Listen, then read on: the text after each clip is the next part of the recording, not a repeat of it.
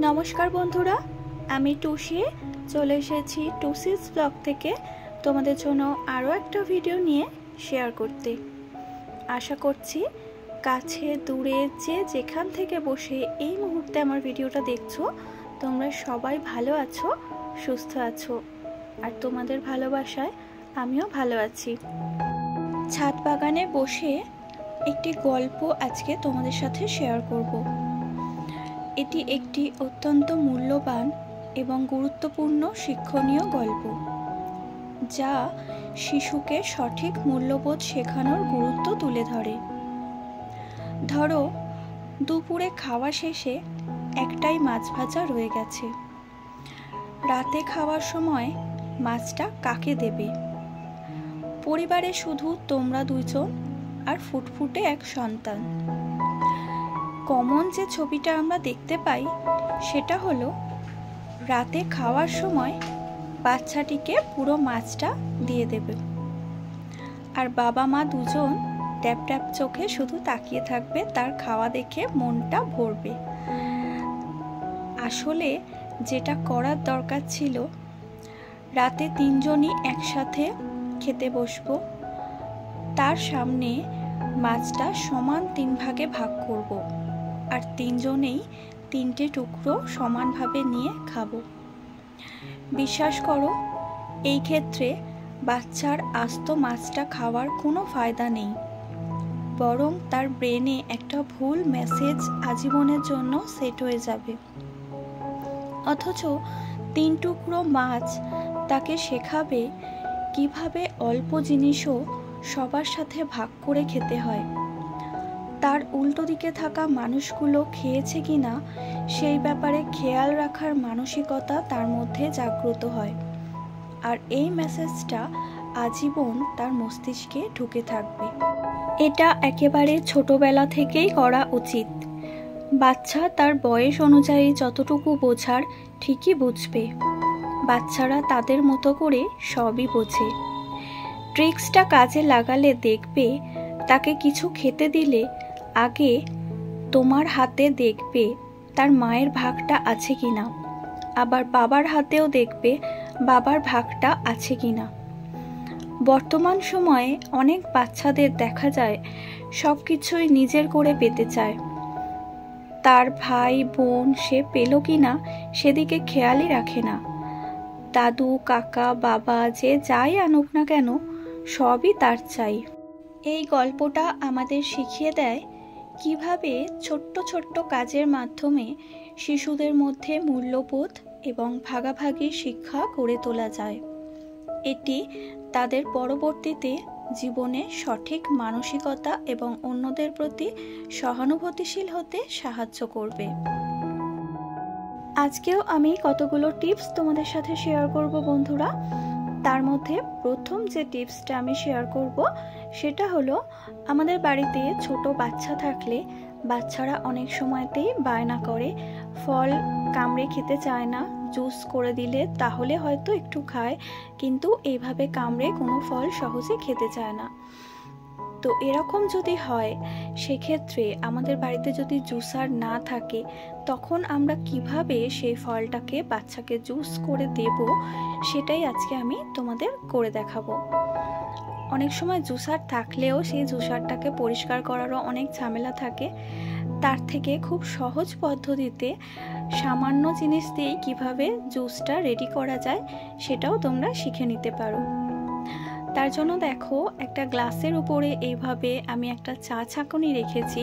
চা ছাঁকনিটা অবশ্যই এরকম স্টিলের ছাঁকনি হতে হবে, প্লাস্টিকের ছাঁকনিতে এটা সম্ভব না। তো এর মধ্যে দেখো, আমি তরমুজের স্লাইস নিয়েছিলাম, 4 টুকরো তরমুজ নিয়েছিলাম। সেই তরমুজটা এইভাবে আস্তে আস্তে করে ঘষে এর জুসটা বার করে নিচ্ছি। ছাঁকনির মধ্যে তরমুজটাকে যত ঘষা দিচ্ছি, দেখো এর থেকে জুসটা কিন্তু নিচে গিয়ে জমা হচ্ছে। কত সুন্দর করে জুসার ছাড়াই হাতের সাহায্যে সুন্দরভাবে তোমরা জুস বানাতে পারো সেটা দেখে নাও। এইভাবে কিন্তু আমরা আঙুর থেকেও জুস বার করতে পারি, আবার কমলা লেবুর জুসও এইভাবে বার করা যায়। তো দেখো, 4টে টুকরো নিয়েছিলাম আমি, 3টে টুকরো ছাঁকুনির মধ্যে ঘষা দিয়ে কতটা জুস বেরিয়েছে, আর যেটুকু পোর্শন লাস্টে ছিল ঘষা যায়নি সেই টুকরোগুলো আমি রেখে দিলাম, ওগুলো আমি খেয়ে নেব পরে। এবারে আমি জুসটা তোমাদেরকে ছাঁকুনির সাহায্যে ছেঁকে দেখাচ্ছি। একদম জুসারের মতোই জুসটা বেরিয়েছে। বাচ্চাদেরকে এরকমভাবে জুস বানিয়ে দিলে বাচ্চারা কিন্তু খুব আনন্দের সাথে এটা খায়, পছন্দ করে। তোমরাও এভাবে বানিয়ে দেখো। এই টিপসটা যদি ভালো লাগে তাহলে অবশ্যই অ্যাপ্লাই করো। দেখো, ছাঁকুনির সাহায্যে ছেঁকে নেওয়ার ফলে এর মধ্যে যে দানাগুলো ছিল আর যেটুকু ছিপড়ে গিয়েছিল সেগুলো সমস্ত ছাঁকুনিতে আলাদা হয়ে গেল। এবারে এই জুসটার মধ্যে একটু সামান্য পরিমাণে চিনি দিয়ে বাচ্চাদের দিলে কিন্তু খুব তৃপ্তি করে বাচ্চারা এটা খেয়ে নেবে। তো চলো বন্ধুরা, পরবর্তী যে টিপসটা আমি তোমাদের সাথে শেয়ার করব সেটা বলি।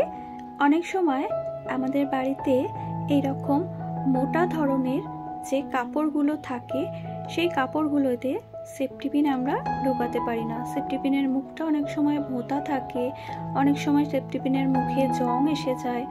তো কোথাও যাওয়ার ব্যাপার থাকলে হয়তো সেই মুহূর্তে আমাদের কাছে ধারালো সেফটি পিন নেই, বা যে সেফটি পিনটা আছে সেটায় জং পড়ে গেছে, সেই মুহূর্তে শাড়িটা কিভাবে আমরা ম্যানেজ করে সেই সেফটি পিনটাকে ইউজ করব সেটাই আজকে তোমাদের দেখাবো।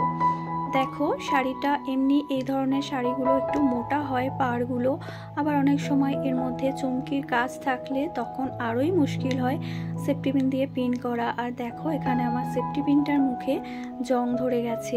এই সেফটি পিনটা দিয়ে আমি কিন্তু যতই চেষ্টা করি কিছুতেই শাড়িটাকে পিন করা সম্ভব না। সেফটি পিনের মুখটা শাড়ির মধ্যে একটুখানি গিয়ে আটকে যাচ্ছে, যে পোর্শনটা জং আছে সেই জায়গাটা থেকে আর ভিতর দিকে যাচ্ছে না। তো সেক্ষেত্রে এই সেফটি পিনটাকে আমরা কিভাবে কাজে লাগাবো সেটাই তোমাদেরকে আজকে দেখাবো। তো বন্ধুরা, আমাদের সবার বাড়িতেই এরকম একটা করে গ্রেটার থাকে। সংসারের কাজের জন্য এটা আমাদের প্রয়োজন হয়, নিত্য প্রয়োজনীয় জিনিস বলা যায়। এই গ্রেটারের সাহায্যেই আমরা কিন্তু এই জং ধরা সেফটি পিনগুলোকে অনায়াসেই ঠিক করে নিতে পারি। দেখো, সেফটি পিনের যে জায়গাটায় জং লেগে গেছে বা যে পোর্শনটা ভোঁতা হয়ে আছে সেই জায়গাটা আমরা যদি এইরকম একটা গ্রেটারের মধ্যে এভাবে ঘষে নিই, জং ধরা জায়গাটা খুব ভালো করে একটু হালকা হাতে চেপে চেপে ঘষি, তাহলে কিন্তু সেই জংগুলো অনায়াসেই ছেড়ে যাবে। দেখো, আমি সেফটি পিনটা গ্রেটারের মধ্যে খুব ভালো করে ঘুরিয়ে ঘুরিয়ে ঘষে নিচ্ছি চারপাশটা, আর তারপরে আমি তোমাদের দেখাবো যে সেফটি পিনটা কতটা পরিষ্কার হয়ে গেছে। এর ফলে কিন্তু জংটা ছেড়ে যায়, আর এর ফলে এই সেফটি পিনটা আমরা অনায়াসেই শাড়ির মধ্যে ঢুকিয়ে দিতে পারবো। দেখো, একদম জংটা উঠে পরিষ্কার হয়ে গেছে, কতটা চকচক করছে তোমরা দেখতেই পাচ্ছ। আঙুলের সাহায্যে জংগুলোকে একটু মুছে নিলাম, যেটুকু গুঁড়ো লেগেছিল। এইবারে দেখো, এই সেফটি পিনটা দিয়ে এই এত মোটা শাড়িটাকে আমি দু ভাঁজ করে নিয়ে পিন করছি। কত সহজে সেফটি পিনটা একদিক থেকে অন্যদিকে চলে যাচ্ছে। টিপসটা যদি ভালো লেগে থাকে তাহলে অবশ্যই অ্যাপ্লাই করো, আর আমার ভিডিওটা একটা লাইক করে দিও। তো এর পরবর্তী যে টিপসটা তোমাদের সাথে শেয়ার করব সেটা হলো, এই ধরনের যে সূঁচগুলো আমাদের বাড়িতে থাকে সেই সূঁচগুলো অনেক সময় পড়ে থেকে থেকে এর মধ্যে জং ধরে যায়। সূঁচের মুখটার কাছে দেখো এইভাবে জং ধরে গেছে, দেখতে পাচ্ছ, সামনে থেকে দেখাচ্ছি, কালো কালো ছোপ ছোপ হয়ে আছে, জং ধরে গেছে। এই সূঁচটাতেও দেখো মুখের সামনেটায় ঠিক সেলাই করার জায়গাটাতেই জং ধরেছে। তো এই সূঁচগুলো দিয়ে কিন্তু সেলাই করা খুব কষ্টকর। মোটা জামা কাপড়ের মধ্যে এই সূঁচগুলো একদমই গলানো যায় না। মুখটা ঢোকালে ওই যেটুকু পোর্শন পরিষ্কার থাকে সেইটুকু ঢোকার পরে যেখান থেকে জং থাকে সেই জায়গাটা আটকে যায়, আর সূঁচটাকে পিছন দিকে ঠেলা যায় না। কিন্তু এরকম যদি পরিস্থিতি হয় যে আমাদের কাছে বাড়তি কোনো সূঁচ নেই আর সেই মুহূর্তেই আমাদের জামা কাপড়টা সেলাই করাও খুব প্রয়োজন, সেক্ষেত্রে এই সূঁচটাকে আমরা কিভাবে কাজে লাগাবো? দোকান থেকে কোনো নতুন সূঁচ কিনে আনার কোনো প্রয়োজন হয় না। এই সূঁচটাকেই আমরা অনায়াসেই ব্যবহার করতে পারবো একটা কাজ করে। সেটা হলো, আমাদের বাড়িতে এইরকম যে স্টিলের চা ছাঁকুনিগুলো থাকে সেই ছাঁকুনির নেটটা কিন্তু লোহার তৈরি হয়। এই ঝাঁকুনির নেটের মধ্যে সূচের যে জায়গাটাতে জং ধরে গেছে সেই জায়গাটা নিয়ে ঘষা দিতে হবে। একটু হালকা করে চাপ দিয়ে সূচের ওই জায়গাটা ভালো করে ঘুরিয়ে ফিরিয়ে ঘষা দিতে হবে। তাহলেই দেখবে সূচের মধ্যে যে জংগুলো ধরেছিল সেই জংগুলো খুব সহজেই উঠে যাবে বা সূচ থেকে ছেড়ে যাবে আর সূচটা একদম মসৃণ হয়ে যাবে। দেখো এবারে কিন্তু খুব সহজেই এই সূচটা জামা কাপড়ের মধ্যে দিয়ে গলে যাচ্ছে। যত মোটা জামাই হোক না কেন সূচটা খুব সহজেই গলানো যাবে। সব থেকে শেষে যে টিপসটা শেয়ার করব সেটা হলো হেলমেট বাড়িতে পরে থেকে হেলমেটের মধ্যে এরকম ধুলো জমে যায়, হেলমেটের কাঁচটা নোংরা হয়ে যায়, রাস্তার ধুলো, ঘরে পড়ে থেকে যে ধুলো হয় সে থেকে।